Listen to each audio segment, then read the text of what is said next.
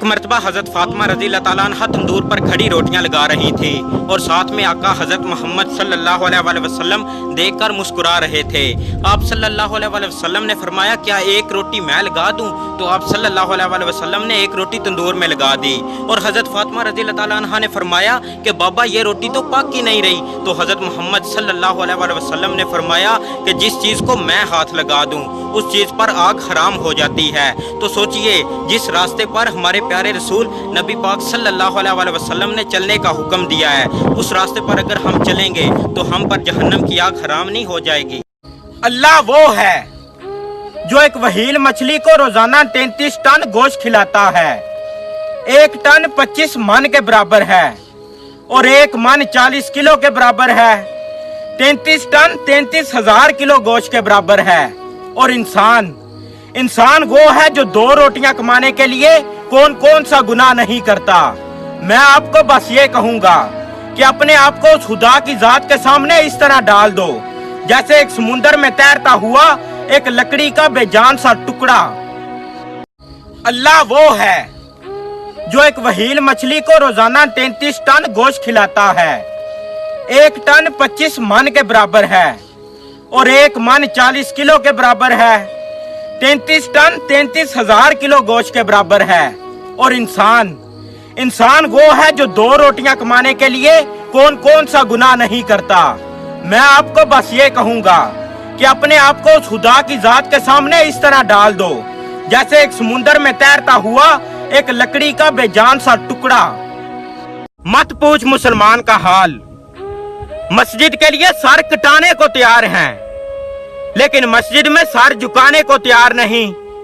नबी करीम का नाम सुनते ही झूम जाते हैं और नबी करीम का हुक्म सुनते ही घूम जाते हैं।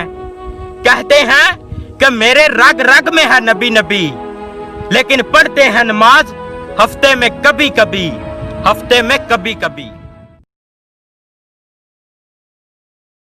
अगर दरख्त पर उसकी औकात से ज्यादा फल लग जाए ना तो उसकी टालियां टूटना शुरू हो जाती हैं, और अगर इंसान को उसकी औकात से ज्यादा मिल जाए ना तो वो रिश्तों को ही तोड़ना शुरू कर देता है। और अंजाम आस्ता आस्ता ये होता है कि एक दरख्त अपने फल से महरूम हो जाता है और इंसान अपने रिश्तों से महरूम हो जाता है। एक दरख्त कभी भी अपना फल खुद नहीं खाता और एक दरिया कभी भी अपना पानी खुद नहीं पीता। पता है क्यों? क्योंकि दूसरों के लिए जीना ही असल जिंदगी है। अगर धूप पानी पर पड़े तो पानी खुश्क हो जाता है, लेकिन अगर वही धूप किसी फल पर पड़े ना तो वो और भी ज्यादा रसदार बन जाते हैं। पता है क्यों? क्योंकि इस दुनिया का, इस कुदरत का निजाम मेरा अल्लाह चला रहा है और वो शहनशाह है। अगर दरख्त पर उसकी औकात से ज्यादा फल लग जाए ना तो उसकी टालियां टूटना एक कैद जरूरी है। इस दुनिया से जाओगे तो एक अजीब सा वाकया होगा।